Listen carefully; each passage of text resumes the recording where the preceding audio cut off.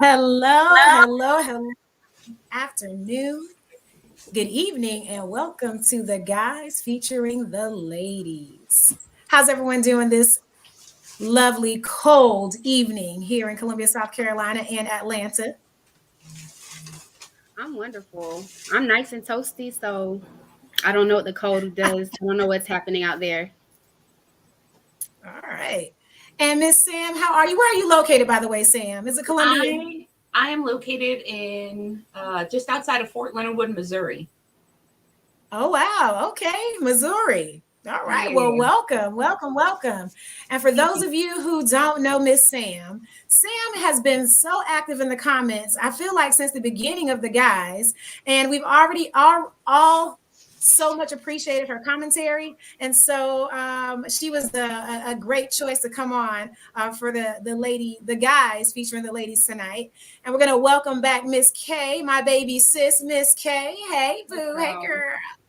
What's up? And Sam, just a little bit about yourself and what you have going on before we get started to our Sound Off Sunday, which is the topic for this evening. Sound Off Sunday.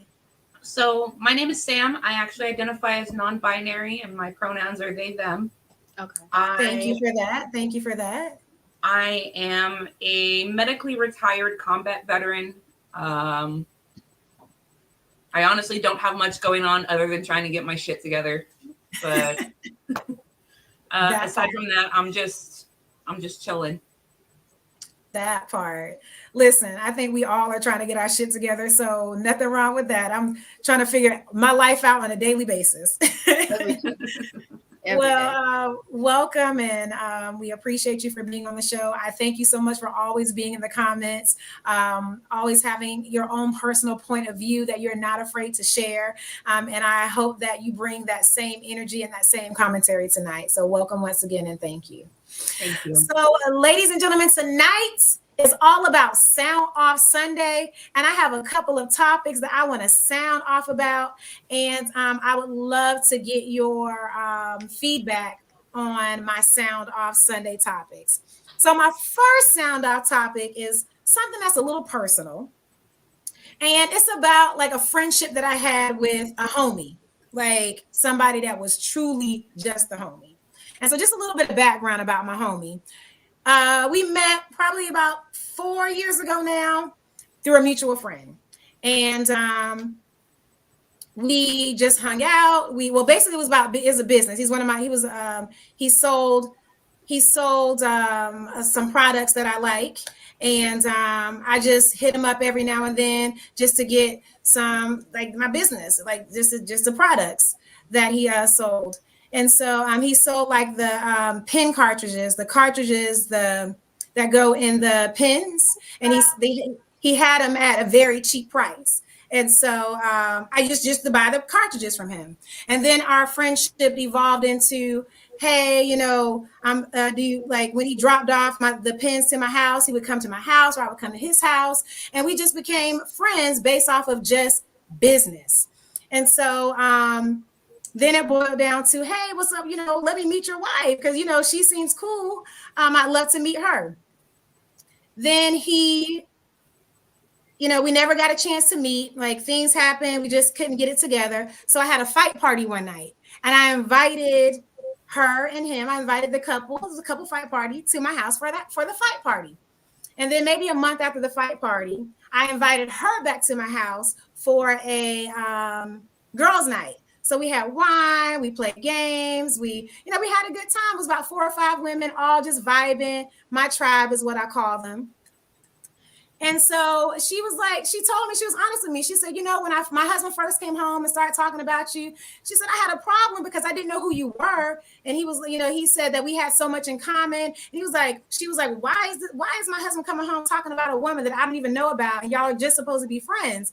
And I was like, listen, sis, God is not going to bless me with a husband if I'm messing with somebody else's husband. So you don't have to worry about me hollering at your husband. I am the most respectful woman out there. Like, I want my own. So why would I intervene in your life and your marriage and be disrespectful to what you have going on when he was truly just a homie, just a business partner, sold the little nicotine cartridges for the pen at a low price.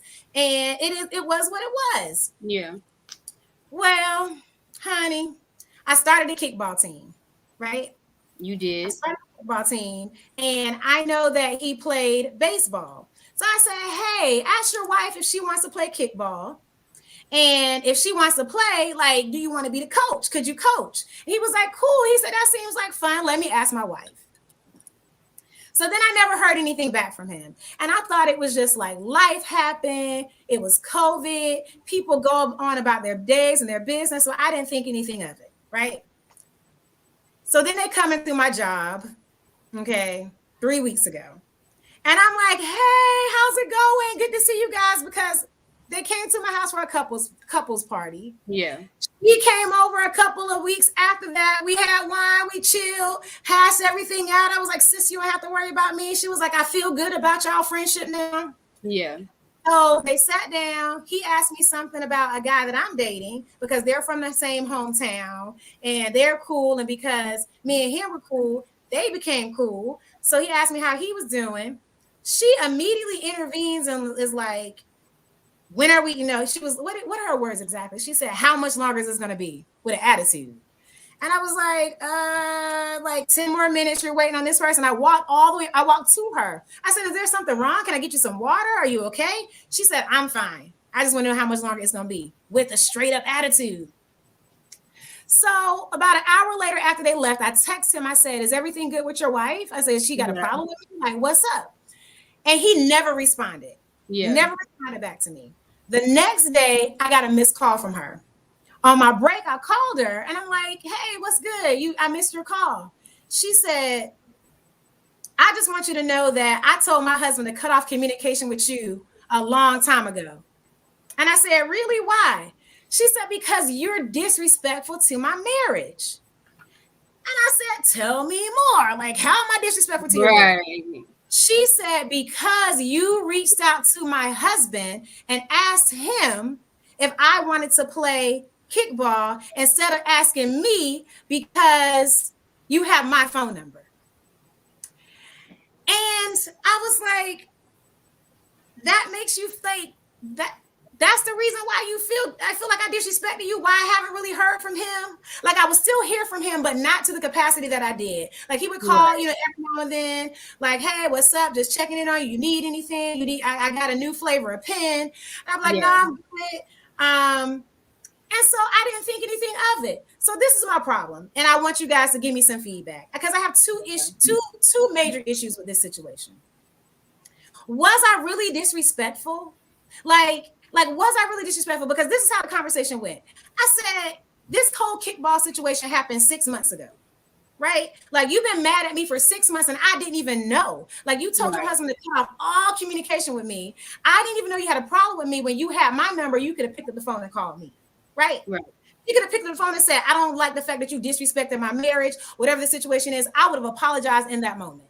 So I have a problem that once she didn't pick up the phone and call me to say anything when she had my number, she told her husband to cut off all communication with me. He didn't share that with me. He said nothing. My issue with him is when you pulled up to that parking lot, you knew I worked there and you had your wife with you. You should have texted me, hey, my wife don't fool with you no more. I know I haven't explained to you why, but hey, don't speak to us. I would have been more comfortable with that. But the fact that she had an attitude with me at my own job, called me and went off on me that I was disrespectful to her marriage. And she said that, I said, well, how come you didn't ask me? How come you didn't say anything to me? Like, when this happened, she said, because I don't have a chill. I'm either zero or I'm like this. I said, well, sis, let me tell you something right now. I'm not going to sit up here on this phone and argue about a man that I'm not even dealing with. I said, so if you really feel like I've been that disrespectful to your marriage, I don't feel like I was, but that's on you. I said, but I'm not going to argue with you another minute about somebody I don't even deal with. So my question is, several questions. Was I wrong? Like, was I really truly wrong about reaching to him, like messaging, asking him to ask her? Was I wrong? Was like how should I feel? Because it really hurt my feelings because I'm not that type of woman. Like out of all women that you should want your husband to be friends with, I'm the homie. I'm the one that you really want to be friends with because I would never let them disrespect you and your marriage. And I'm not the type of woman to cross those boundaries. So what is it about me that she felt like that I'm that type of woman. So that's my first sound off Sunday. How y'all feel? What are y'all thoughts? Like, what's good? What's going on with this scenario? First and foremost, your feelings are valid, so don't worry about changing them or anything like that. Secondly, it wasn't disrespectful because you're friends with both of them and you were trying to include both of them in this kickball game or this kickball tournament. And if she feels disrespected, that's on her.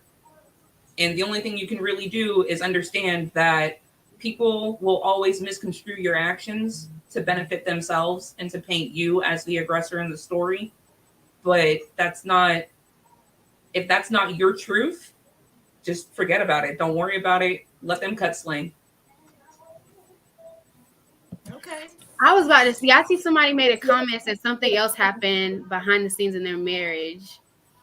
I was about to say it sounds like he did something else in the marriage, and that's what had to happen. Because in my mind, I'm saying like, there's no reason why she's talking about something. I'm on 10. I'm either this or on 10, and I hate when women say that because they act like if they get active, you're not about to get active back. So it's just I never understood that because it never has to go to that, especially not behind no man. Like you said, you're not even messing with. Me personally, I feel like your feelings are valid, but at the same time, I've lost male friends behind girlfriends, fiancés, because, and I don't know what it is. And I've never, in my head, it's just like, if me and him were going to be together, we would have been together. That's it. You wouldn't be in the picture if that was the case. You know what I'm saying? And if I was going to be a side chick, I'm not going to be one in your face because I want to keep this a secret because I want to keep getting the benefits of it. I'm not going to be like, I'm not going to be smiling in your face about it. Come on now. Right. It's high and by. We got something established. I'm trying to make sure he happy. I'm happy. Right. So, like, I don't know. I respect that because it's like, if I really had, like, why would I invite you to my house, friend? Why would I, try to alleviate or ease whatever tension, whatever you felt about me, right, if I was messing with him? Like, why would I do anything? Well, I'm in some women groups, and women can be devious. They can be, and they can be manipulative and have ulterior motives. So they will befriend you. I told you last time about the girl when I was on the podcast last time, the girl who was trying to have sex with my man, and she thought I didn't catch on to it. So they do that. But at the same time, it's a vibe you get. And her radar might have been off because, again, he probably did something else prior to. And, once somebody destroys your trust, it's really hard to build it back up. So if she said automatically, you can't mess with her no more, he gonna do what she say because that's his wife. That's supposed to be his partner. He probably fucked up her trust, and that's what he had to do, no matter if he didn't want to do it. And you said why he didn't text you? She probably blocked his number. Why tell me? You're breaking up. I didn't hear and said, "Hey, don't say." I said he could have when he saw my car at the bank. Like, they knew that's where I worked. When he saw my car there, he could have sent me a quick text message because I respect him, because I thought we were friends. I would have not said a word. Like he could have said, because kickball, mind you, was 5 months ago. So he waited all that time. He never said anything. So I feel like, do you think he was embarrassed? Because he really truly nothing was between us. Sam, do you feel like why do you think he didn't say anything to me? He didn't bring it to my attention. He didn't let me know what his wife said. I think he wasn't bringing it to your attention to save the peace in his own marriage, because if he reached out to you, she would have been pissed because she told him to cut contact. Right. But he was still reaching out to me, but not as much as it had been. He was still, when I say reaching out, I mean like, hey, do you need anything? Or he sold some shrimp at one point in time. He was like, I got a whole bag of shrimp. Like he was selling plates of shrimp and stuff. So he was still reaching out. He went from friend back to business dealings. Yes, but from what she said, he was supposed to cut all communication off with me, point blank, period. Mm-hmm. So she probably does feel disrespected that he still went behind and tried to make it some about business. But that didn't have anything to do with me. I didn't know about the cutoff at all. And it's the fact that she came into my place of employment disrespecting me. Like, literally, because he asked me a question. I was like, oh, no, my dude's good. She immediately was loud. She was like, how much longer is it going to be? I was like, whoa, sis, there's a lot of energy I'm so confused about. Right. And so, it's another issue that I had. If I was you're breaking up. You're breaking up. About myself. Sorry. Hear me now? Not really. It's a little bit. It's pixelated. So And you froze. if You're frozen. if I didn't have any,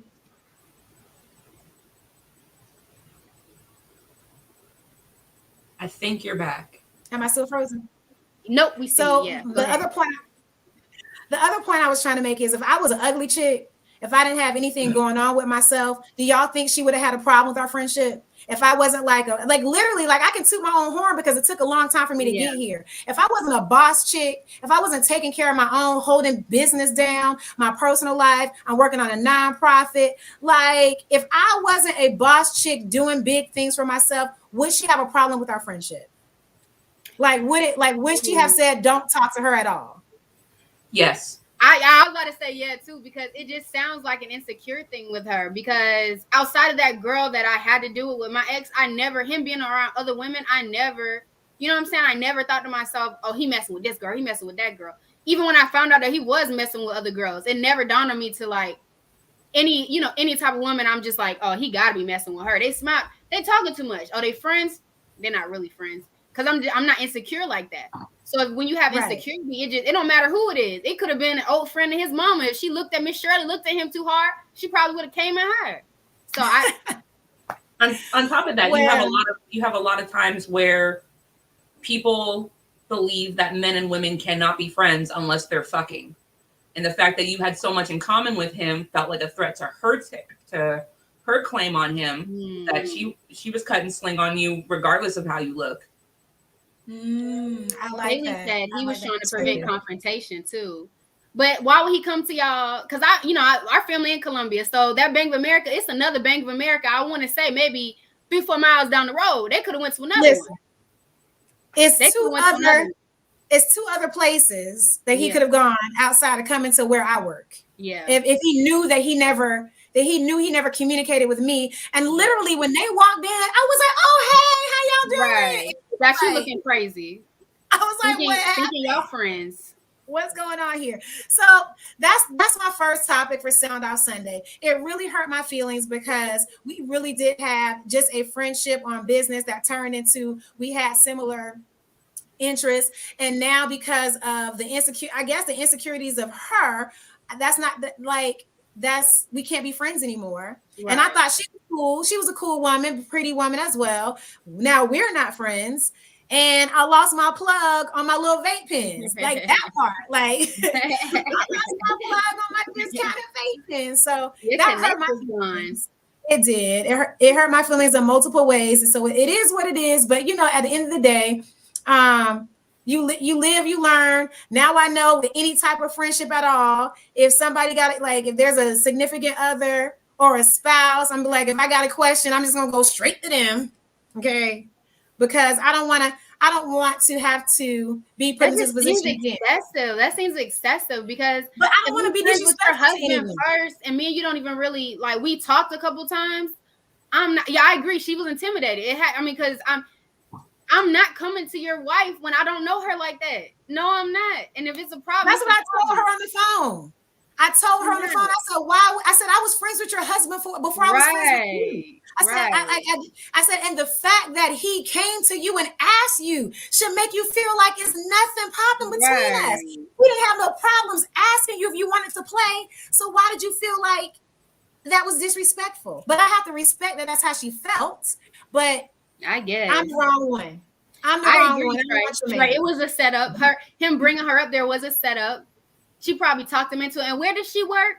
I'm finna come with you. But she knows where I work. Me and her had stuff in common also. She's also a banker at a different company. Yeah. I got my real estate license. My license isn't active. She was working on her real estate license. So he was honestly just trying to connect to, like, she cool people. Well, she probably not friends. She probably not that cool. That's probably why he was trying to connect y'all. She don't have women friends. You can't. If you act like that, you don't have women friends. You're not in, you're not in community with women or like-minded people that want to be around you like that, because if you act like that off the rip, there's no way that girl got any friends. Nah. And when women don't have at least one or two friends, whether male or female, if you don't have one or two friends that are close to you, I already know what they call it, a red flag. That's what she is. Well, already knowing. just one more part to this, and then we're going to move on to what y'all want to sound off about. Okay. This situation is not the first time I have been put in a place where I have lost a male friend that I didn't even mess with.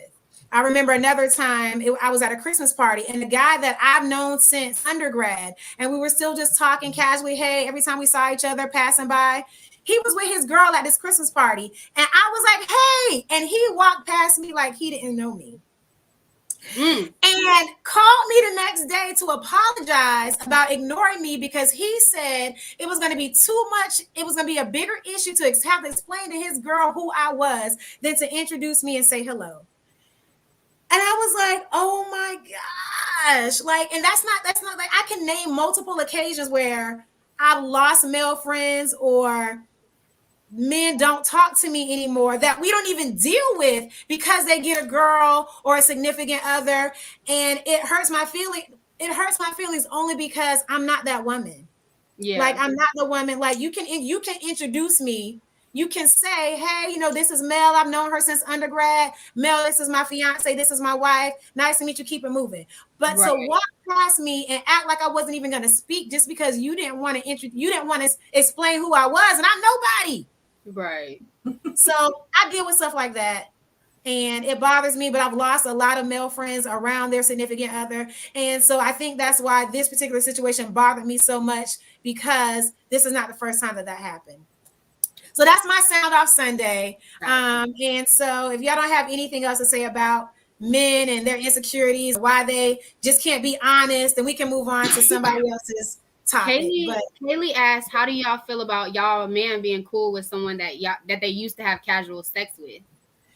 So Kaylee, I'm gonna answer that, and I'm gonna let them answer. So when I explained the situation to somebody else, they posed the same thing.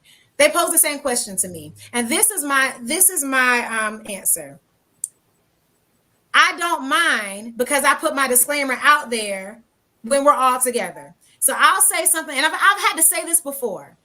Listen, I know y'all had y'all relationship in the past, and as long as you respect what we have going on now, then I don't care that you're friends, but this is my man right now. And if I find out anything different tomorrow, a year down the line, 20 minutes, 3 minutes down the line, I'm fucking both of y'all up. Period.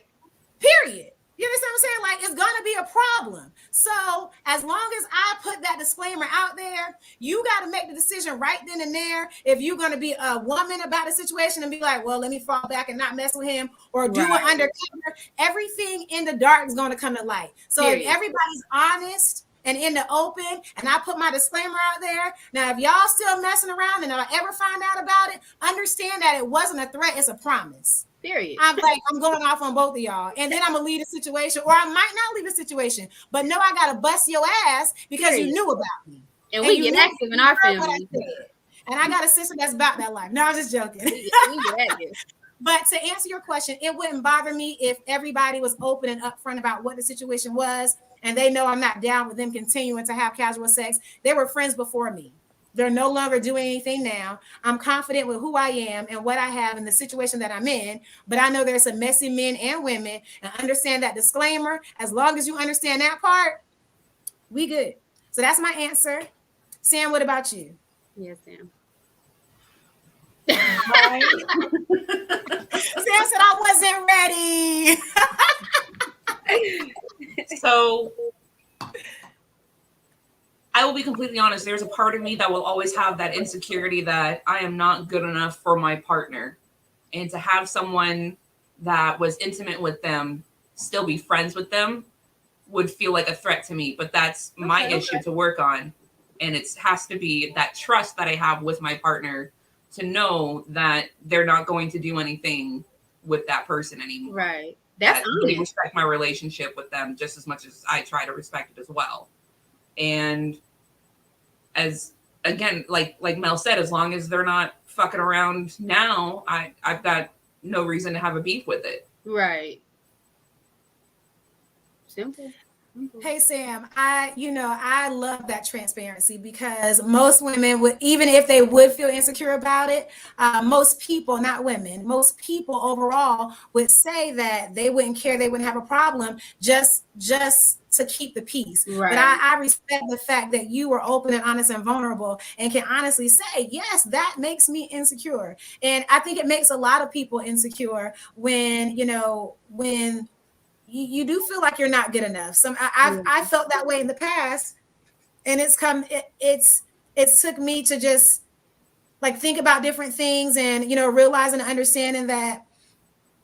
Well, we can go do a segue off on that later on about how I love and how two people can love. You can love two people at the same time, and so I have grown into a different thought process and a different mindset where I can be okay with that. Yeah. But I respect that. I appreciate that because I felt like that in the past myself. Like if you dealt with my man in the past, there's no reason for you to be here now, point blank. But as I grew older and start to realize different things about myself, I've kind of adjusted my mindset a little bit and I can be okay with it. But I respect that. That's true. All right, Casey, what about you? Okay, hold on. Kaylee said, I do admit it do be a little awkward. It does. You just like, damn, okay, I'm not gonna lie. I think you compare notes. Yeah. But if a girl got a fat ass and my dude used to fuck her, yeah, I'd be a little jealous. I'm like, wait a minute. You was fucking on that? Like, so I do get jealous. I'm like, dang. So I'll be jealous because he used to mess with her, and I'll be jealous because she used to mess with him. But at the same time, I'm the same way. Like, I just be like, hey, like, just don't be fucking around while we messing with each other or nothing like that. And I've introduced men that I've started dating to men that I used to have casual sex with because, like, we're really cool for real. Like, we're like, it's like a couple of us that we're friends. Like, we'll go to lunch together, stuff like that. And I'll be like, I'll introduce them. I won't immediately be like, hey, we were fucking, but I will introduce them. And if he asks me later, how you know him? How do y'all know each other? Okay, we used to fuck around. Okay, so they never had a problem with you. I didn't say that up front. I didn't say that. I did not say that. I've definitely gotten into conversations and arguments. Well, why you meet me the nigga? Excuse my language, but why you meet me to meet a nigga that you was fucking on? I thought y'all could be cool. Like, so it was like that. You make friends. It's like Melissa. I remember. Okay, I was fucking on this dude, and me and him don't have a lot in common. But him and my sister do. And so I told him about my sister. And I told my sister about him. And I was like, y'all should get together. And my sister was like, but you already fucked him. I said, and I did. But my sister said y'all would be a better match. And so I can introduce y'all if you want me to. Yes, because I was ready to play matchmaker because, sometimes people aren't right for you. But they could be right for somebody else. And I didn't want to stand in the way of that. But then neither one of them wanted to do it, I guess. But Casey, what did he say, though? What did he say? I think he told me I was out of my fucking mind. I think that's what he said. I think that's what he said. I can call him after the Clearly, my sister is low-key cray-cray, okay? Would you feel comfortable introducing somebody that you have dealt with to your sibling if they have more in common? Like, would you like? I'm not saying I've done it, but what'd you say?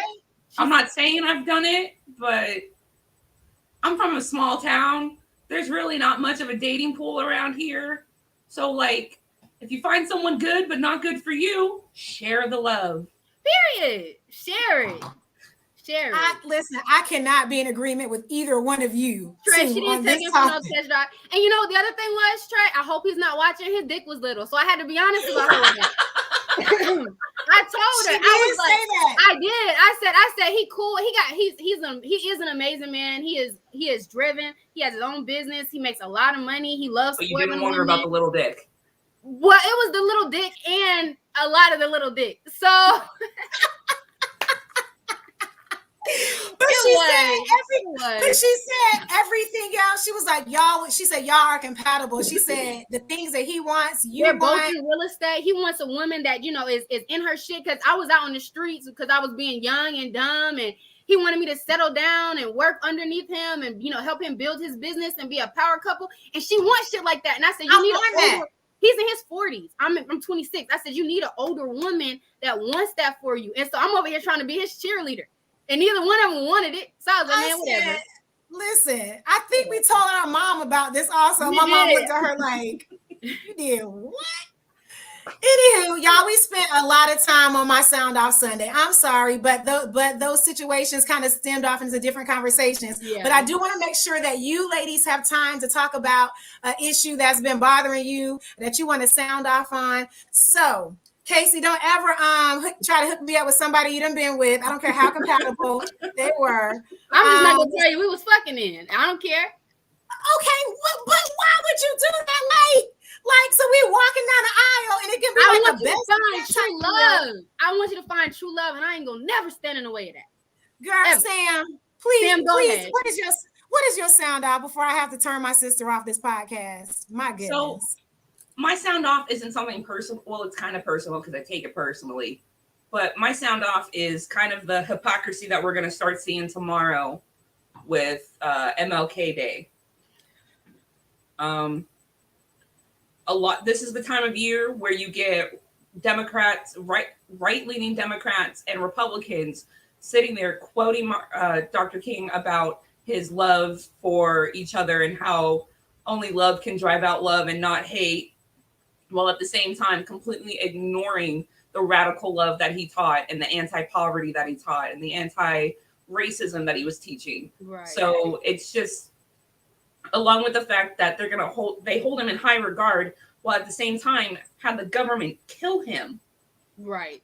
And racists are going to start touting him as this prolific leader that should have been in our time, but they were the ones that Martin Luther King was preaching against. Mm-hmm. And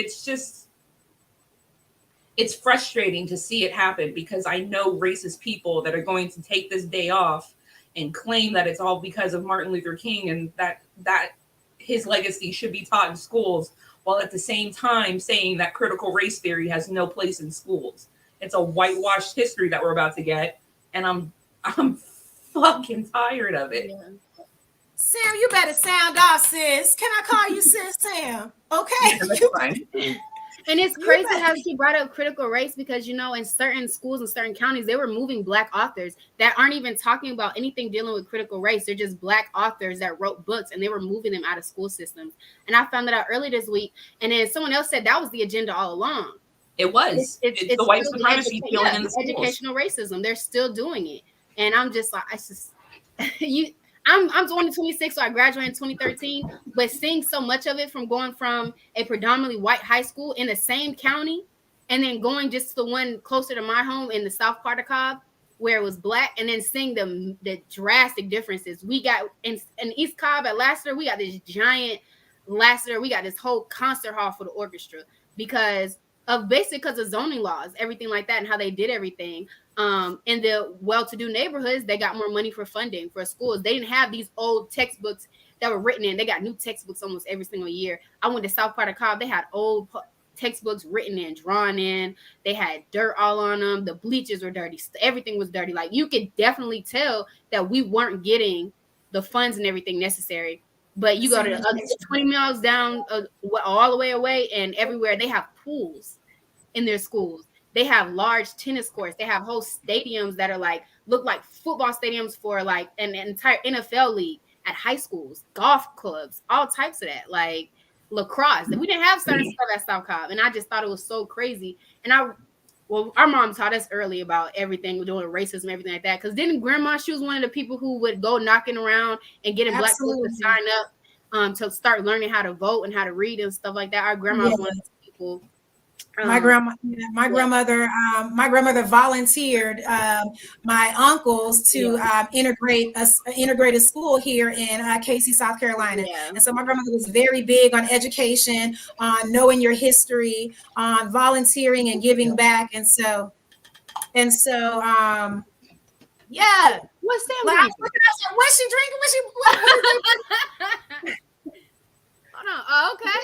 Yes. Okay. Came back and had her cup refilled. I need one of them. They over there drinking good. Hey. So Sam, I definitely understand how you feel. Can you give any more like personal testimony or personal because of your race and how you feel? Have you ever been, I guess, ostracized, or have you ever voiced your opinion about how you feel about these issues? Like somebody that went against you, or you had to hold your position based off of how you felt. Does that make sense? Oh, yes. My family likes to call me libtard because of my stances on a lot of things.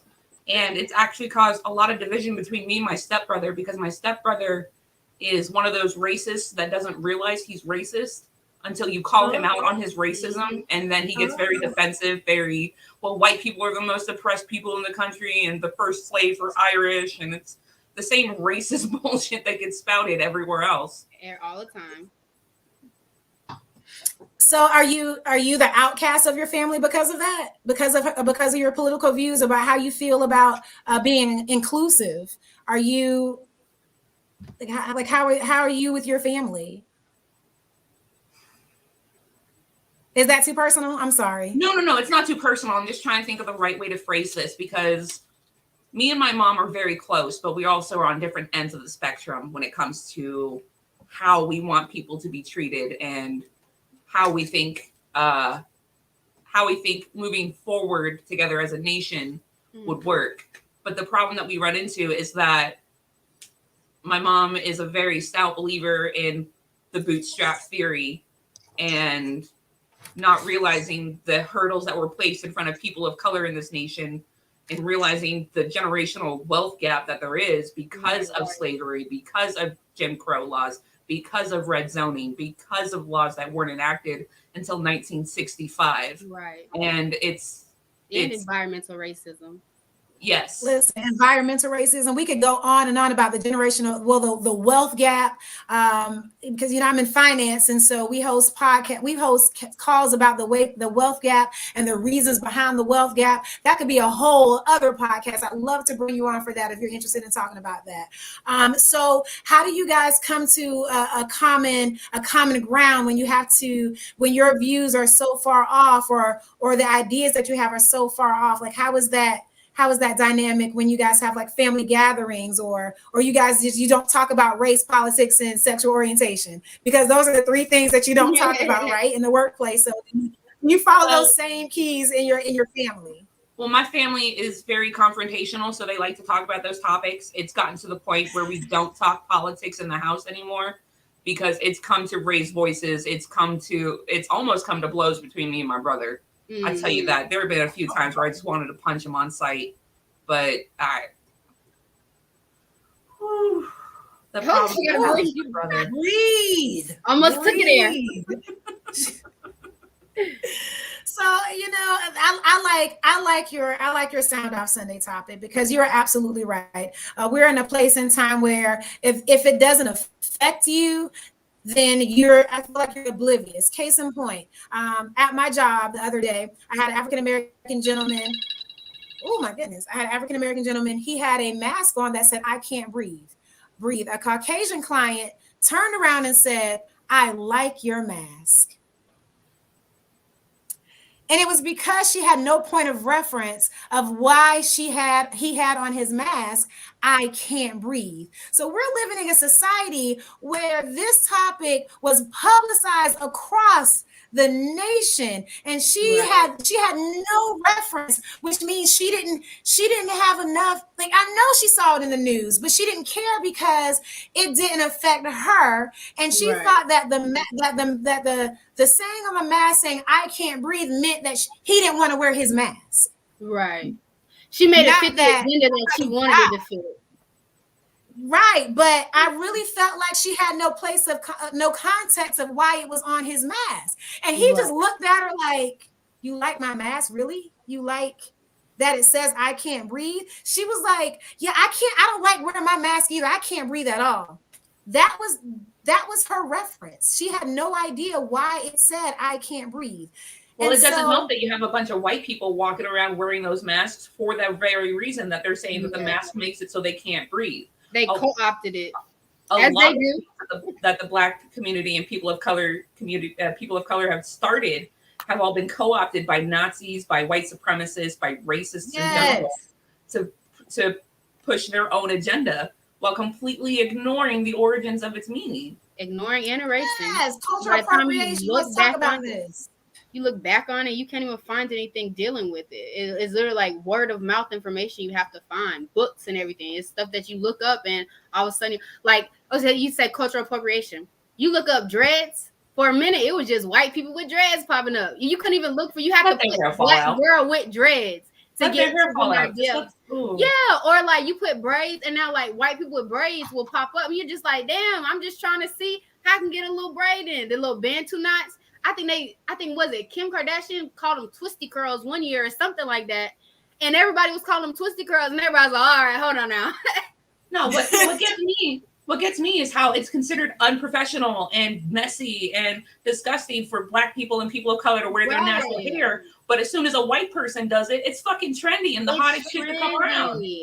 Oh, look at this. How to get your hair like this in 20 days.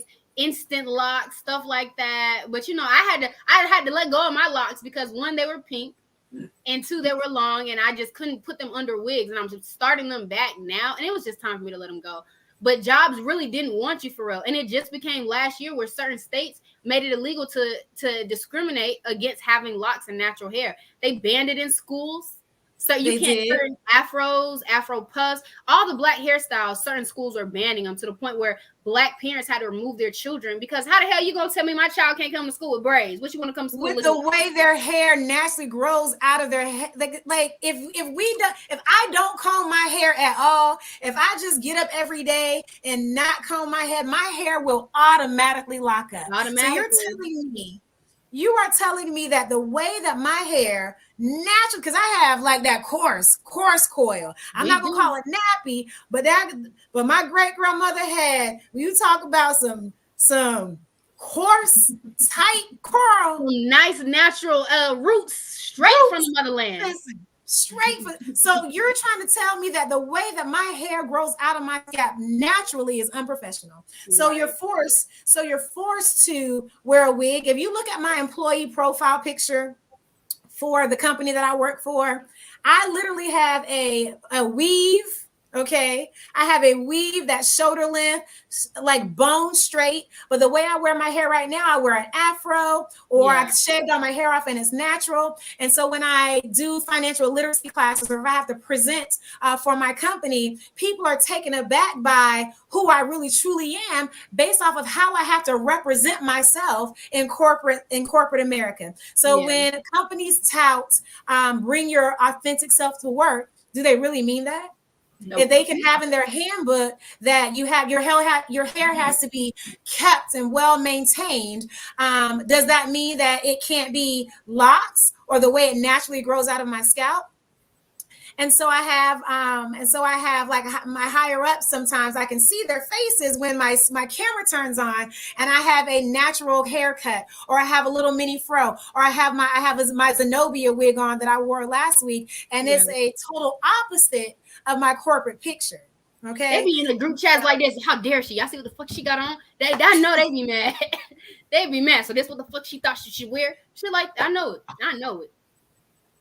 So Sam, I really appreciate that topic. Martin Luther King Day is a day of service. A day of giving back.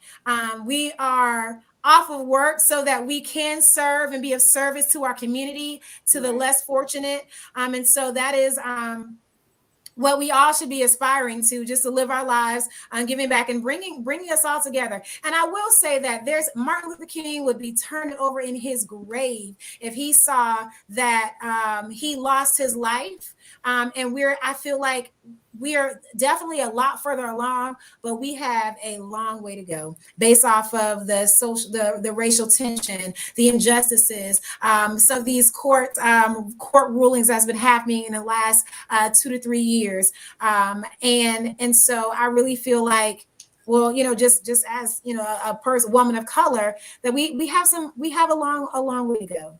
We do. We have a long way to go, but I appreciate you being an ally, supporting people of color, African Americans, because it's going to take the majority to help bridge the gap for the minorities, and we have to be able to, if you don't stand for something, you'll fall for anything. And so if we don't step up and make a stance on how we feel and our opinions and what we believe as being right for humanity, a human being overall, and sexual orientation and race, then we're never going to come together as a people.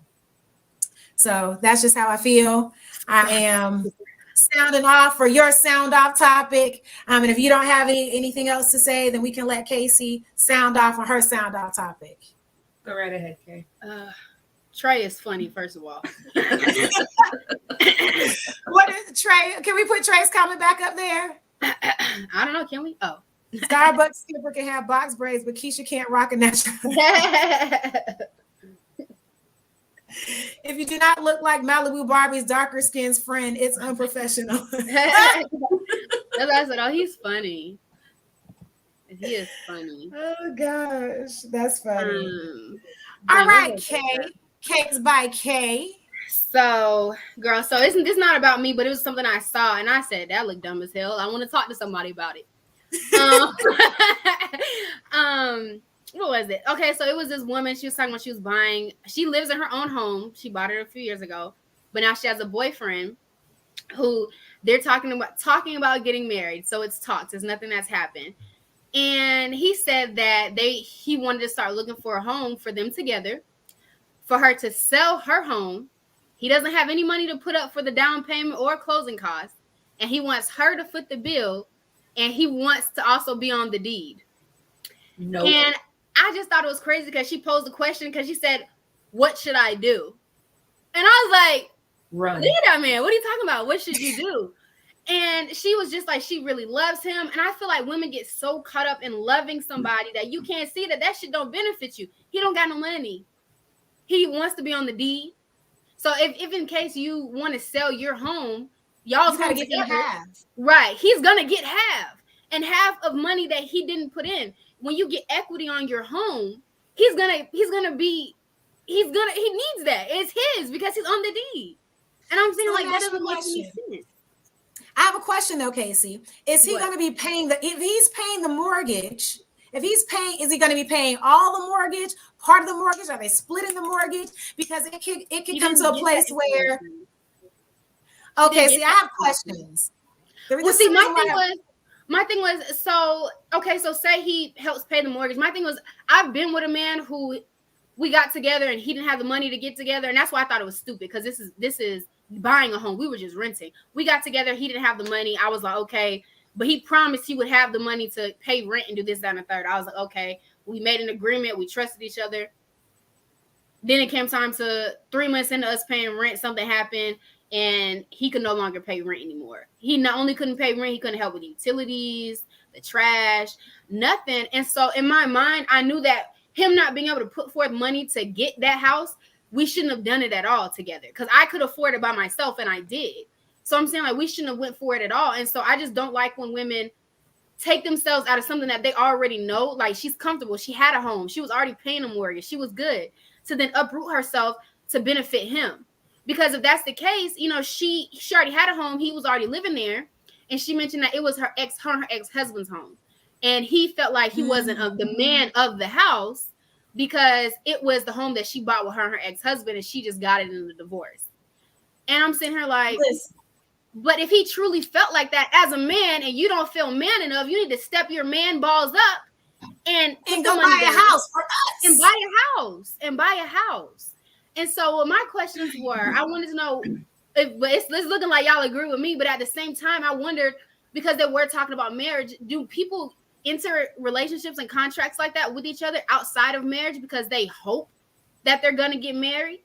And I never understood that because I can't, like our mom said, like with money, I can't depend on nothing I don't have in my hand.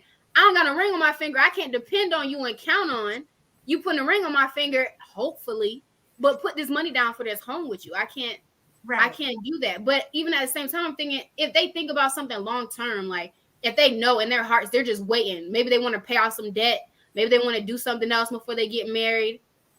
Okay, but what makes you feel like, let me buy this home before we decide to commit to each other fully? I just don't understand it. So I'm just trying to figure out if I'm losing it or y'all understand as well that I don't understand, or maybe y'all get it. Maybe y'all get it. Sam, I'm gonna let you go because Sam, go ahead. What are your thoughts? What is it called? Cassidy? Is this bullshit? It's all I've got. It's like she was a caucus, yes.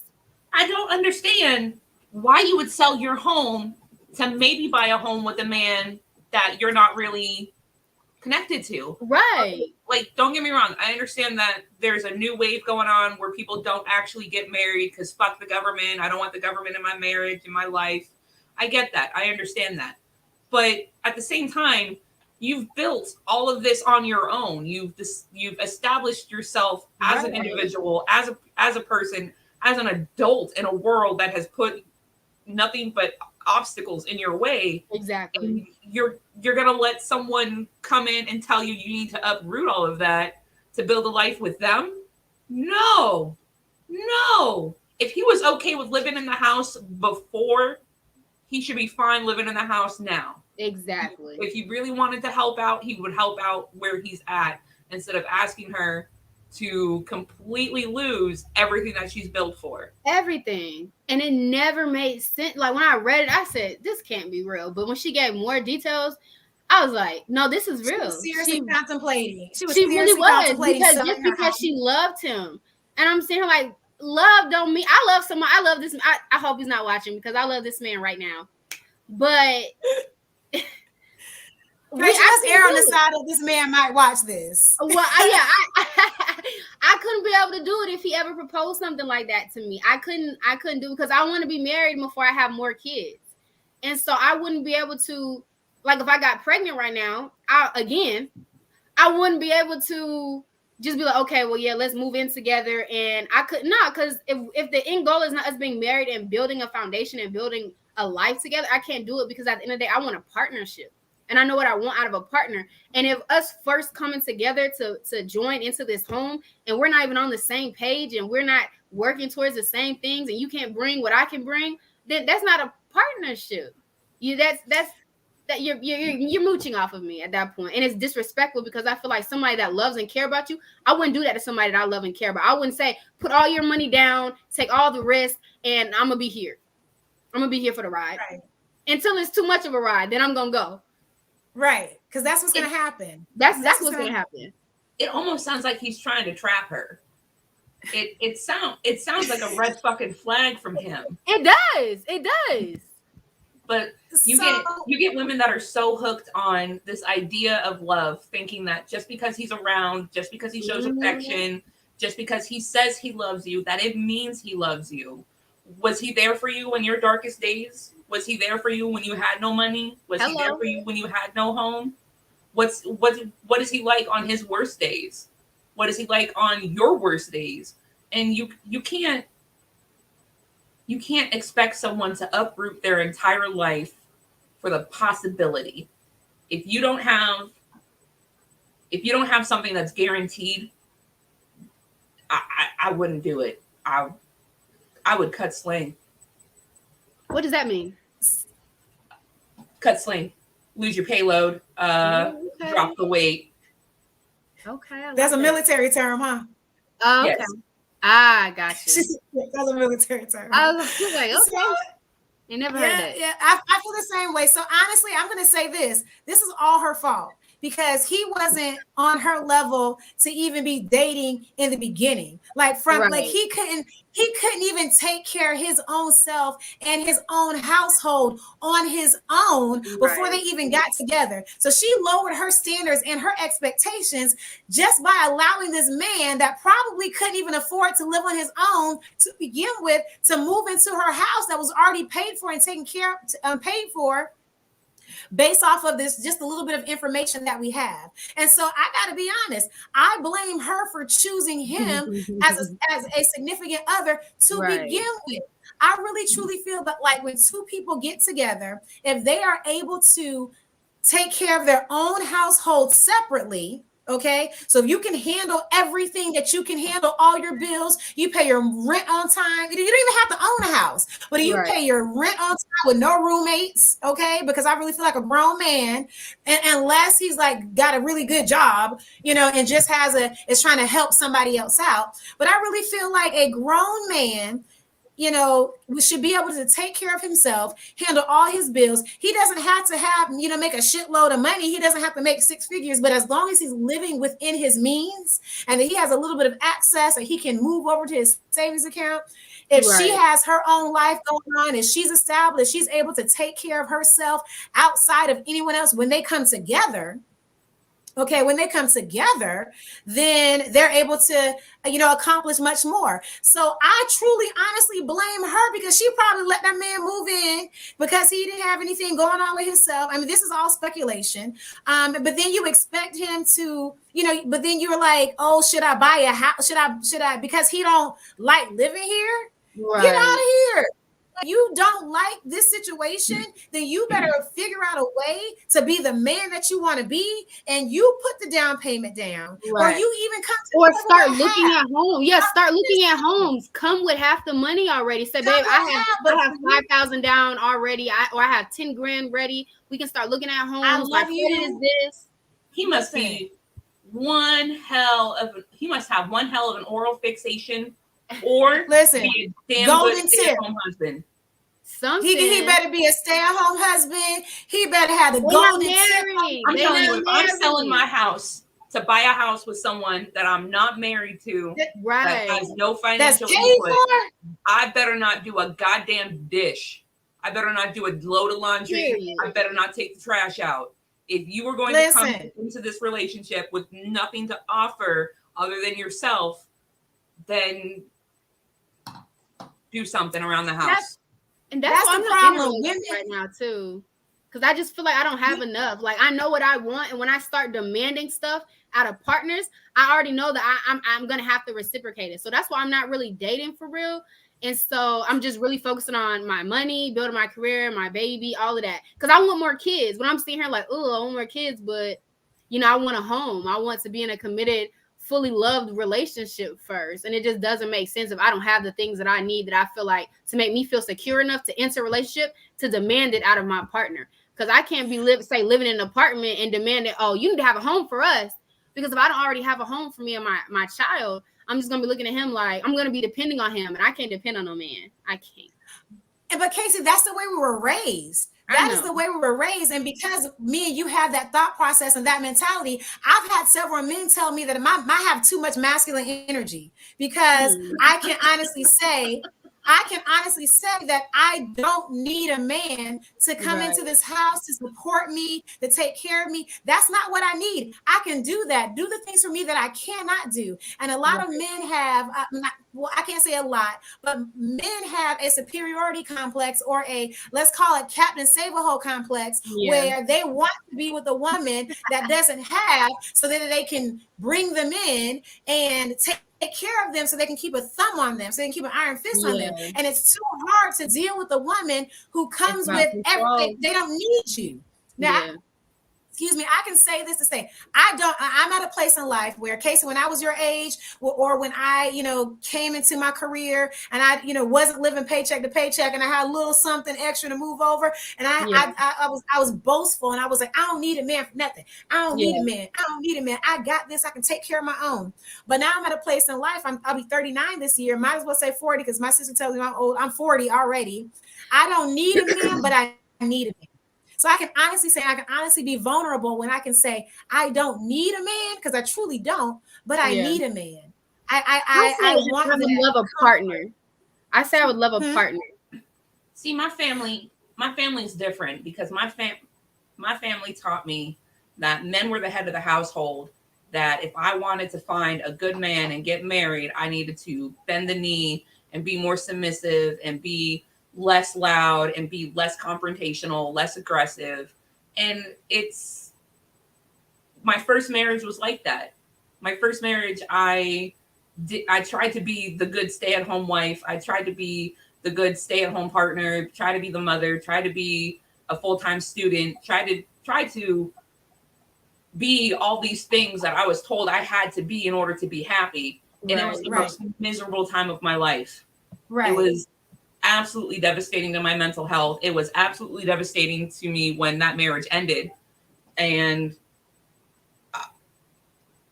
it was a dark time trying to find myself and to re-find myself and get back in touch with who I was before I let a man ruin me. Right. Mm. Come on. And now that I'm with someone that actually lets me, not only wants me to be who I am, but helps me thrive as who I am, it is a whole different ballgame. That's beautiful. I love that.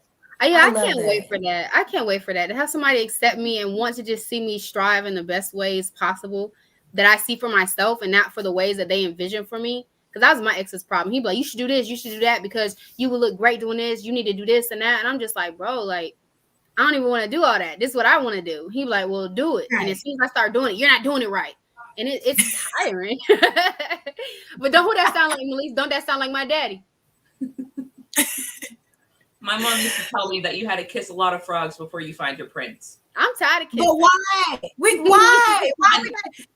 Because men don't do that. Let me tell you what men do. Men date. They date 10, 15 women at a time. And they build a woman based off of all the 10 women that they're dating. But women, we sit here and we date.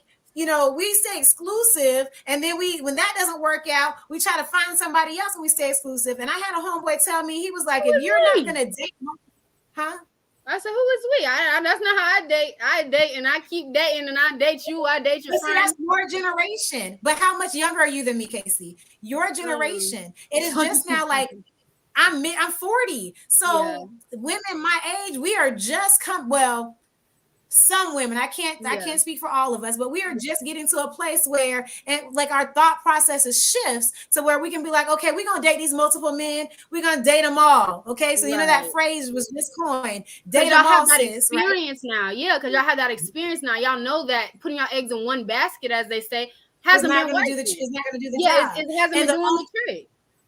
Right, and the only thing we want is what Sam has: somebody to love us, who we are authentically, wholly, and completely. Period. And they are in love with the idea of us. And that's the problem with relationships, that people fall in love with the idea they have of someone, that they set for someone when they first meet them, as opposed to who they truly are. And when you fall in love with someone based off of who they truly are, not based off of the idea that you have of them, that's true love. And that is what everyone should aspire to. So I'm so happy, Sam, that you found that person that loves you for who you are and not the idea of you, because that's what we aspire to.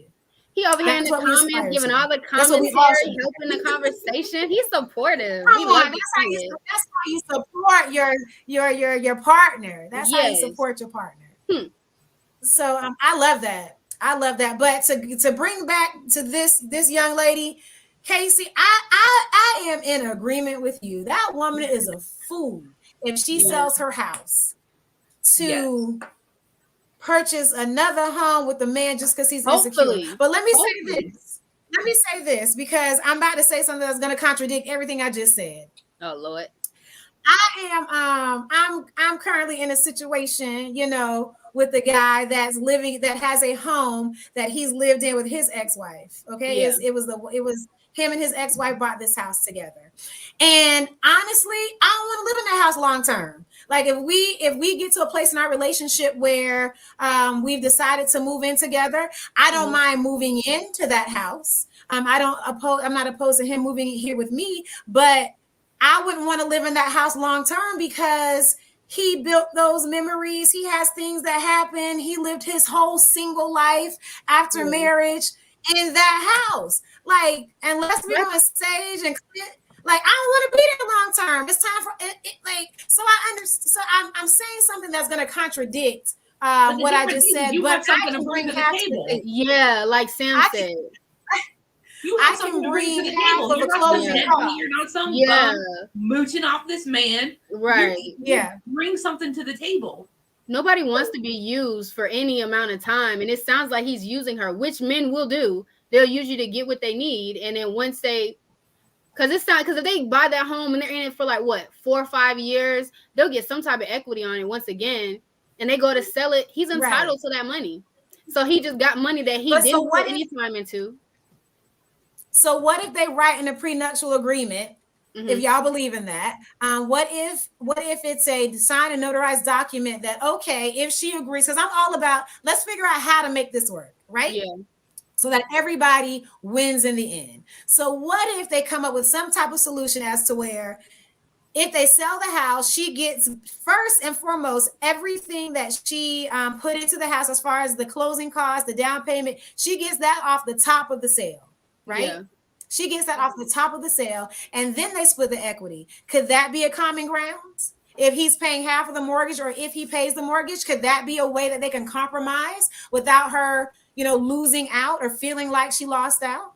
Do you really feel like a man like that would ask something of a woman like that, would do something like that, would sign a prenup? I think his ego wouldn't allow him to. I'm about solutions. I'm a woman of solutions. I don't think his ego would. It sounds like he's going to put his name on the deed. Yeah, he'll still want his name on the deed.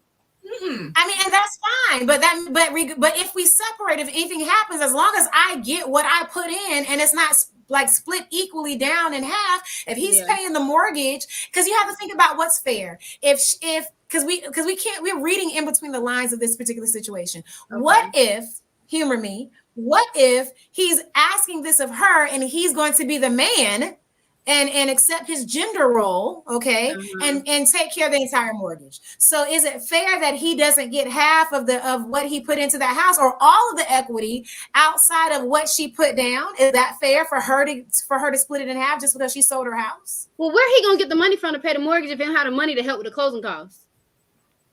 Listen, maybe he just don't have it stacked up and saved right now, but maybe he makes a job that's good enough as to where he can pay a full mortgage. I'm just saying, because again, I'm a woman of solutions. If she wants to enter into this, let's try to make it work for everybody where she's not losing out. That's all I'm saying. So Sam, what are your thoughts? Trey said that's based on the state laws. That's what? Trey said it's based on the state laws. And if it's communal property, even a prenup can be argued in court depending on how petty the divorce gets. And I also was thinking about that when you said the prenup originally and having a contract. I was like, because some state laws, it don't matter. If y'all live at a certain amount of time, even if y'all don't get married, that's considered both y'all property if you live at a certain amount of time at a location. Yeah, common law marriage and shit like that. Domestic partners. It don't matter about your prenup. But go ahead. If he agreed to the prenup and she got what she put in off the top and then they split equity, I could understand why she went through with it. I still think she's nuts for going through with it, but at least she's covered her bases. Yeah, I absolutely agree with that. If you want me to sell my house and go into a house where I now have a house payment, you better be paying this entire mortgage, because we living good right now with this extra money. And so that's all I have to say about that. Casey, that was a good Sound Off Sunday topic. Yeah, girl. I like that one. Sam, somebody need to hear that bullshit how I had to see it. Y'all, we're gonna go one more round of sound off topics. If y'all can think of anything off your top of your head, and this is just something that just happened to me at the grocery store. Okay. Y'all went to the grocery store because we snowed. It's snowmageddon supposedly. So I got some wine to get me through. I got some wine. I was about to say, you got a little drippy drops. You gotta go back to the grocery store. Right. But She let better me tell walk. y'all about my cashier, guys. Y'all, she had this lace front wig on her head. I promise you that started here. Okay. Yeah. You see where my fingers are? Yeah. And then she had her baby hairs like swoops. Okay. Swoops. And had the lace front wig sitting right here with the baby. So my sound off Sunday, my second sound off Sunday topic is if you don't know how to wear a lace front wig appropriately, You better throw a Don't headband on it. put a headband on because she worked. And I hope that she don't see this broadcast because Sometimes you need the hard truth. You do. that really, really, really bothers me when and what are these baby like? Casey, your baby hairs look good. They laid, okay? Oh, I feel you. And it's because they infant hairs, but some of them be pulling like they adult hairs down and trying to swoop it. And it's like, girl, leave that alone. Put it back in your head.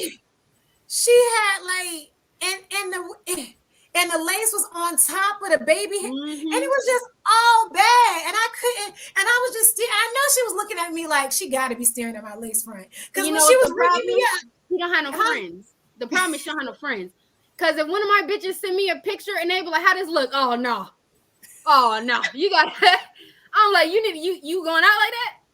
Please put some on your head, girl. No, I would never allow nobody to look out here looking crazy. No. Oh, I cannot. So like, let it go. Like these crazy, like over exaggerated lace front and like. Okay, so a lot of people don't know that I originally got my cosmetology license. When I was 18 years old, I was technically a licensed cosmetologist, and lace front wigs were reserved for theater and movies. Okay, where you actually shaved the front part of your hair and you laid the wig down, kind of, you molded it, you laid it down, and so it didn't look so crazy in the theater when it was far back. You couldn't really see it. It looked very natural. And at some point in time, these lace fronts have migrated to everyday wear when it was theatrical. They stole it from the drag scene. That's exactly what it was. They stole it. Everybody stole it. And they realized then it's a $1 billion business. Hair is. And they know that Black women and white women as well spend so much money on it. I didn't know that. I'm going to be just a little ignorant, but I didn't know white women wear lace fronts. I didn't know that. And so somebody made a post on Facebook, and it was a bunch of white girls talking about something. Now I wear lace fronts. Now I get my hair done. And I was like, damn, that's crazy. I didn't know that. It's a $1 billion business. And once they knew people wanted to look a certain way, again, that's like cosmetic surgery, BBLs and stuff like that. Drag queens, they had the breasts, they had the exaggerated looks because that was their thing. And women now are getting the super wide hips, the big old titties. And, I want a BBL too. Corsets are making a comeback. Yeah, so it's a certain aesthetic that's coming back that I'm gonna be honest, when I start looking into it, drag queens in that scene started it. They originated that. That's true. That's why. And I say that with wearing a wig. This is a lace front, but I got a little headband on it.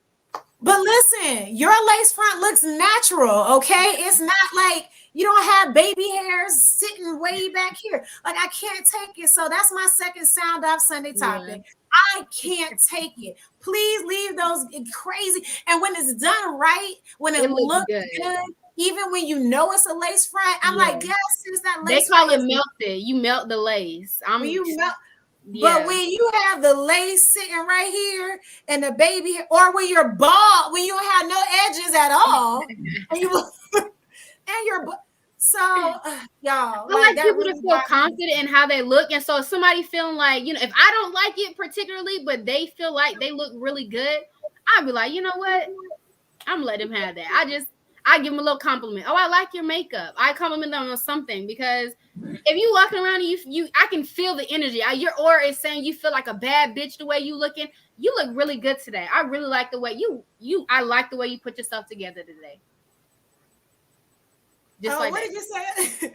What did you say about earlier today with Mariah Carey? Aretha Franklin. Aretha Franklin the fuck out of Mariah Carey. And it's this one interview where somebody asked her, how do you feel about Mariah Carey and something? She said she has such gowns, beautiful beautiful gowns. And whenever I feel like shading somebody and they ask me an opinion on something, that's such beautiful gowns. Just beautiful. Casey, you remember when Alex texted the group text message and he asked the girl, "What's her lace supposed to look like that?" I wanted to tell you that boy be texting me, like he texted me last week about a girl talking about some. Have you ever seen a style like this? And some little girl was trying to do her own lace. It was one that was trying to do her own hair, and another one he was like, I was like, did she do that on purpose? He said, well, she appears to be that she went and got it done like that. I said, so she wanted to look like that. And he was just like, well, what do I say? I said, I don't know, because she looked crazy. The safest thing to say was nothing. Right. Y'all, I have a son that's he's a man. He's 18. Yeah. He's coming to his own, and he's trying to figure out how to date women and how to, what is appropriate to say and what's not appropriate to say. So I guess a young lady wig wasn't laid down the way it should have been laid. You can see the lace, and it was lifted a little bit. The lace was lifting. Ooh. And so my son, oblivious to, you just don't make comments about a woman's wig or weave. Yeah. He just doesn't. He's learning about women. Yeah, he's learning. So he asked the girl unsolicited feedback. Asked this little girl, is that supposed to look like that? Her lace. And I feel like he was trying to help her in a way that wasn't like, hey, your shit messed up. He wasn't trying to be rude. He wasn't trying to be mean. He was really just trying to figure out if it was supposed to look like that. He was like, and so she got offended and she was upset, of course. But I really feel like my daughter at 15 years old or 16 years old, like I really feel like that's too grown. Like I wouldn't let her wear a lace front wig. Yeah. Like I wouldn't, because like she also got a lot of hair. She don't need to. Well, that's true. My baby has a whole bunch of hair, but just to change her style or the color. I mean, I definitely understand that. You want to represent yourself, your individuality. So if you want to wake up one day, and by the way, my daughter asked me because she dyed the ends of her hair purple. Yeah, she's been wanting to dye her hair since 2020, honestly. Yeah, and I'm having a hard time because our mother would never let us dye her hair. But anyways, back to my son and his lace front. Y'all, like he was really like trying to ask this young lady a question, not trying to be rude or offensive. He just didn't know that that's not what you're supposed to do. So long story short, ladies, like it's not just men that's offended about these lace fronts y'all be wearing. Okay, I'm offended sometimes as well. It's a learning process. It is, because when I got mine and my shit wasn't looking, it looked like a helmet on my forehead because I had fucked up the lace, like cutting it. I said, ooh, and I called your mama. I was like, Mommy, how does it look? She was like, it looked good to me. I said, oh, hell no. Your mama lied to you. By the way, y'all, we got the same mama. But I said, let me call him Elise, but I think it was a Saturday. Yeah, it was a Saturday, and I think you was at work and you was busy, and I was like, man, she didn't answer the phone. I called Mommy back. I said, Mommy, does this really look good? She said, well, I don't know much about wigs, and I hung on the phone. Because you don't know enough to give me no opinion, Mommy. Like... All right. Does anybody else have another Sound Out Sunday topic before we wrap up? This was a great night. We branched off into so many other topics. But anybody else have something that they were offended about, or they feel like they need to just sound off tonight about? I got nothing. Sometimes I have something. Sometimes I feel a little, because I haven't put this on my Instagram, I feel a little jealous. I'm sorry, I just got over it. Well, I still have the COVID. The COVID. Yeah, the COVID. But sometimes because I got pregnant in 2020, right when the world shut down the first time with COVID-19. And so some women that I was pregnant with around the same time, they're having their second kids. And it's a couple of feelings of inadequacy, of guilt, of unfairness, because I want my second child now too, but I told Melise, like, I'm like financially and mentally and physically, I feel like I'm not at a place to have a second child. And it just angers me because I'll ask these moms and I'm like, and they're around the same age between like 22 and 30. And I'm like, how did y'all know y'all wanted y'all second kid, or what did y'all do to prepare and this and that? Well, we just kind of got pregnant and we have another baby. Okay, well, how helpful is your spouse or partner with the child now? And some of them be like, well, he doesn't really help, or, I don't really get a lot of help, da-da-da. And I'm sitting here like, because I am a single mom, but I have my whole family that's always helped. So even when I gave birth, my mom was here, she was here a whole month and a half before I gave birth. Then she was here 6 weeks after I gave birth. And then 2 weeks after that, I came to my sister's house and I was there for a month and a half. So I had help in my postpartum. So I can't imagine then getting pregnant again and not receiving help in my postpartum. And now I have another child in myself and my already 2-year-old child that I have to deal with. And at first I felt so jealous. I felt so jealous, dang, they get to move on with their lives and they're having more kids and they're happy. And I'm talking to these women, a lot of them didn't even want to be pregnant again. It just happened. And then they just didn't want to get rid of it. And so I've been dealing with this. I don't know. It's kind of it's not really sound off. It's just how I've been feeling. I need to tell somebody because I'm tired. Sound off, sis. So I don't know I'm trying to work through my feelings of inadequacy because I really want to be pregnant again. And it's really hard when, I know I'm not ready, but at the same time, it's something in my mind that's telling me, okay, well, you can get ready later. But I said the same thing about when I had my daughter, and I'm still getting ready. And I don't want to keep getting ready later. I want the later to come before I decide to have another baby to bring into the later, because I feel like my kids deserve more than just a mother who is still getting ready. I don't know, but I've been dealing with a lot of feelings this week. You're never going to be ready for another kid. It's never going to be the right time to do it. It's never going to be a perfect time. You're never going to be financially stable enough for a kid. You're never going to be mentally stable enough for another kid. That just comes with having kids, though. So if you said earlier that you didn't want any more kids until you were married, yeah. So stick with that. Stick with that. Okay. If that's the only thing that you really had a goal for, yeah, stick with that. But just know that having a kid is gonna fuck up everything you have planned, just because that's what having kids does. Yeah. And you roll the punches. Yeah. So Trey said if you had a baby and your spouse didn't help you with the first, why are you having another one with them? Trey, it's so many women in my mom's groups. I think it's one woman who she's on her 5th pregnancy. She's on her 5th pregnancy, and one of them was twins, and her husband hasn't helped. And he also has 2 outside kids before they got married. And he just barely pays child support with them kids. And he left her with the 5 kids sometime at the end of last year.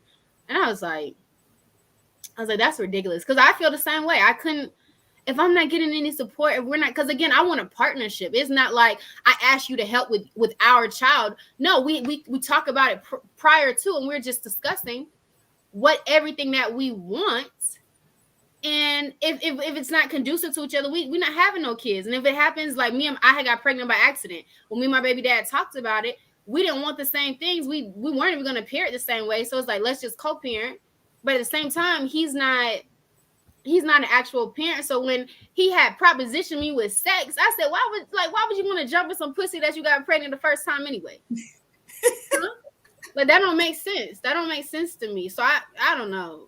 But so I'd rather do it over again. And I've seen people talk about, why women, please tell me. It was a post on the women, please tell me, and without blaming men, why do you have multiple baby dads? Well, I'm not finna fuck the first one. Did you see what he did? I'm not gonna get pregnant by him again. That don't make sense. Fool me once, shame on you. Fool me twice, I'm the dumb bitch. I'm not doing it again. Dumb. So I have, a huge age gap between my children. I have an 18-year-old, and then my beautiful baby daughter just turned 10 yesterday.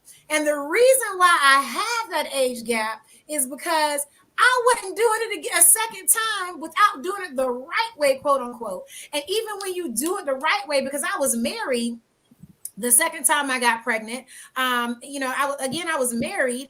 And that dude's still not in my daughter's life now. Yeah. And so it's just what's the key? What's the cheat code? How do you win? So it's not like we have multiple kids kids by different men on purpose. Yeah. And even when you do it the right way, you can still end up as a baby mama. And so I just that's just crazy to me. But as a woman, after I had my first child, who's going to be the next president, I hope they don't vet me and listen to any of these podcasts. Run back the archives. Right. Please don't, search his mama, because my goodness. No, but I knew that if I knew that I wasn't having another child, like I just could not bring myself to lay down with a man, have a baby by them, without having some type of assurance that he was going to be there, for the long haul. And when you get married, you think that's going to happen. Feel like that is, yeah. And sometimes it doesn't turn out that way. But how dare a man say, ask any type of question along the lines of that, like we chose to be a baby mama. Like that was a conscious decision that we made. We just didn't want to get rid of a baby. You know what I'm saying? Like, and I feel like a lot of times men say women trap them. But I done heard of some stories where a man found a woman that was, had some things going on with themselves, and they intentionally try to impregnate them. Yeah. I've heard stories of women saying that in the end, the man has told them, you got yourself together. You're a good mom. Why wouldn't I want to have a baby with you? What? Some men use it as a trap themselves. A lot of abusive situations, you end up having women getting pregnant over and over again by the same man who's supposed to be their partner, who does it to make it so that they can't leave the relationship. They're never financially stable enough to leave. They always worry about the welfare of the children after if they do leave. And it's a fucked up situation to bring a child into that kind of world. And like after I had my first kid, he has hemophilia, so I was able to get my tubes tied after the marriage dissolved. But it's I couldn't imagine bringing a kid into this world, another kid into this world, when there's so much uncertainty going on with my own life. Yeah, right. Like it's not fair to the kid to do that. Right. That's how I feel. I feel that same way also. Well, how do you guys feel about Sam, when you did you have to have like your husband have to sign off on you having your tube signed? No, I lucked out because when I went to get my tubes tied, it was probably about 2 months after my marriage ended. They told me I was too young, but then I mentioned that my son had hemophilia, which is a genetic disorder, and the possibility of me being a carrier was very high. So they let me tie my tubes to do that. They won't let me get a hysterectomy for another 10 years because of my age. So you were trying to take your uterus out? You wanted to remove your whole uterus? Yes. Okay. I'm so tired of Shark Week. I'm done with it. I'm over it. I don't want to do it anymore. I feel you. She got it Shark Week. I understand. Listen, I don't know. I understand also. But by next year, I definitely did want a baby. I don't know. We'll see. What'd you say? I said by next year, but I really did want, because I want another child before I'm 30. Because at 30, I'm not having no more kids. So I did want another child before I'm 30. But you know what's crazy? I always said to myself, if I had another child, I would have to have another child by 40. Do you know that 30 is still young? Like, don't let society. Well, I know it's still young, but once you get to between 30 and 35, they consider that geriatric pregnancies. Because so you're trying to say I'm old? You're trying to say if I have a baby?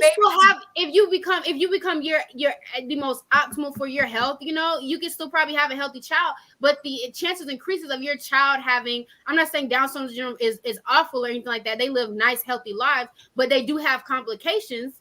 So you do end up having children that you have a possibility of having more complications. It's not just Down syndrome. They have so many more. Ain't no more babies in this house. Next person diapers is me. Trey's funny.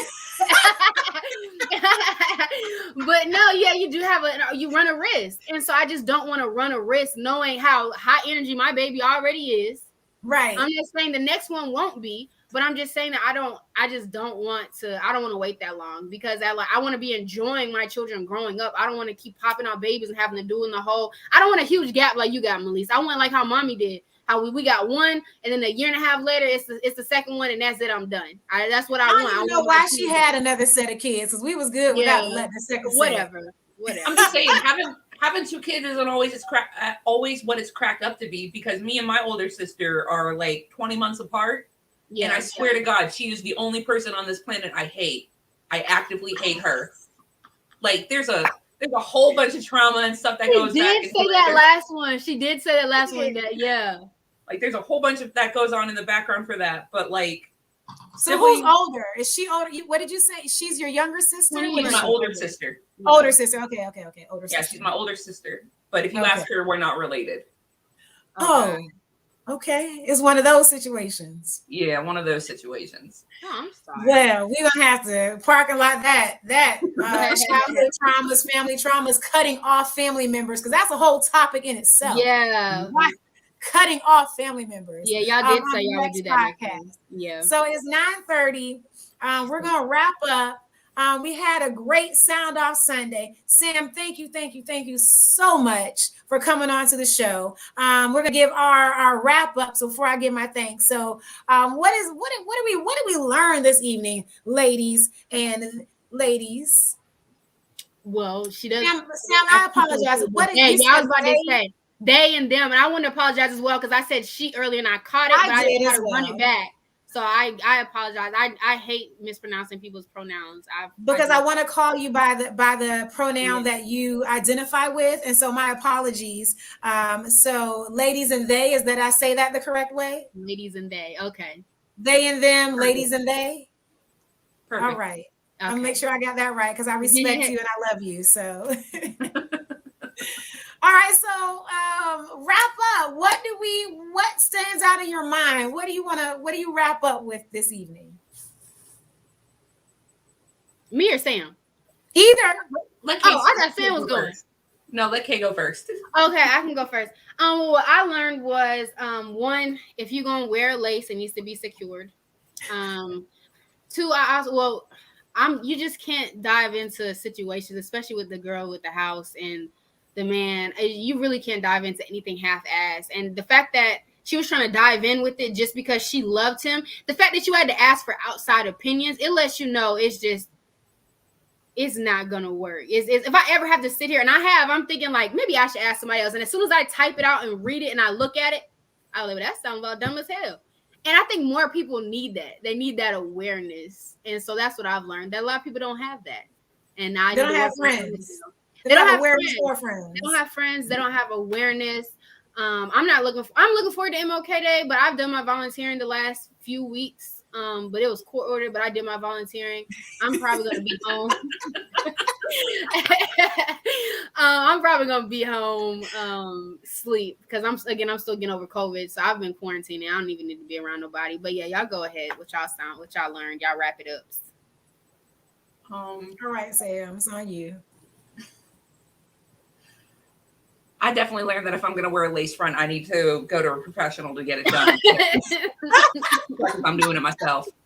For MLK Day, I'm probably just going to be doing a lot of reading, a lot of introspection, and a lot of work on my own internal racisms, and trying to not rid myself of it, but keep them in check and be a better person in spite of them. And I learned that men ain't shit. That's a good takeaway. Men ain't shit. Matter of fact, next podcast title: Men ain't shit. Ain't nobody gonna join. Men ain't shit. Ain't shit men. And the women that date them. Yeah. Do you know a man that ain't shit?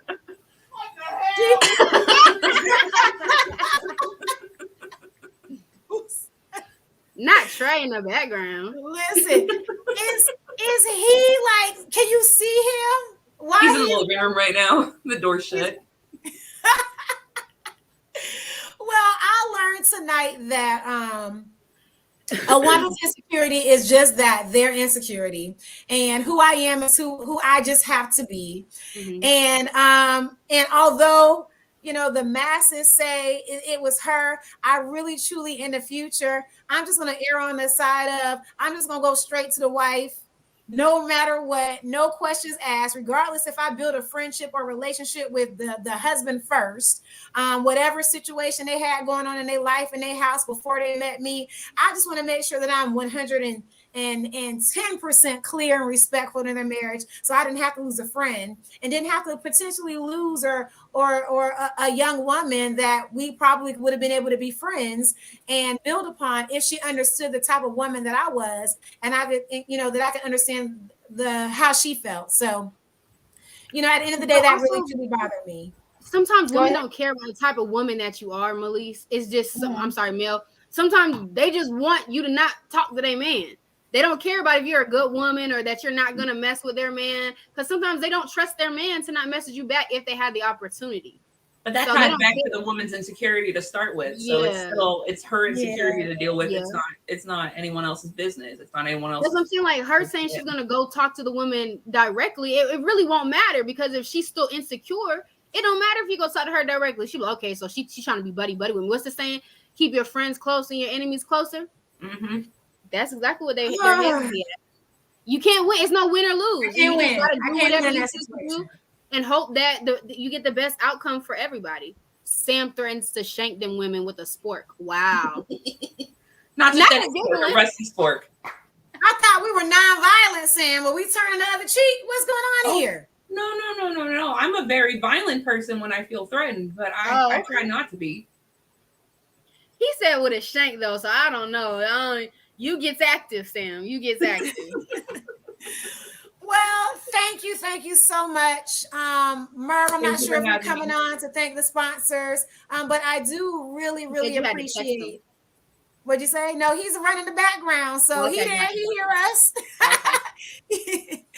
I don't know if you're coming on to thank the sponsors, but if you're not coming on tonight, then I just want to thank all the sponsors of the show. Thank you, Sam, for coming on. We really appreciate you. Thank you for always keeping the comments jumping, you and your husband. It's definitely a pleasure putting a face with a name. Kay, baby sis, I love you, sis. Thank you for bringing the comic relief, the commentary. You funny as shit. I knew you were funny, but tonight took I'll be telling you, girl, I'll be laughing the boxes off these niggas for real. Because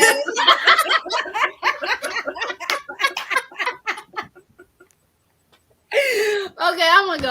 I need to lay down. I'm tired. I'm sorry. So thank you everyone for joining us this evening. I hope that you come back to participate every other Sunday. The guys featuring the ladies and friends, but I'm toying with the new name. So you guys let me know how you feel about the guys featuring Mel's Tribe. You guys like that?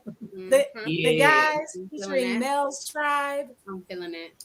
And also, we are going to play Love Connection on the next podcast. So if you are single and you are interested in meeting somebody new, we're going to have a bachelor, a bachelorette. We're going to have, we're going to try to make some love connections in the month of February. So if you know anybody that's part of the Guys Podcast, reach out to them. Let them know that you may want to have some type of, we're going to be a part of our little game show that we're going to have in the month of February. We're going to play a love connection game. Casey, you need us to hook you up with somebody? I was about to say, I might need to be in it. I take men that are at least 5'11", big dick, big. I'm just playing. I'm just playing. No, but it sounds cool. It sounds cool. It sounds like it sounds cool. Perfect. Yeah, so if you're watching and you want you want a love connection, you want to meet you a COVID boo, a COVID bae. Yeah. Hit up somebody on the podcast, Merv, Hyacin, Sean, Tina B, myself. Let us know if you want to come on and be part of this love connection. But at the end of the day, thank you so much. Thank you for being part of the guys featuring the ladies. And I hope you guys have a great night. Thanks for joining us. Bye.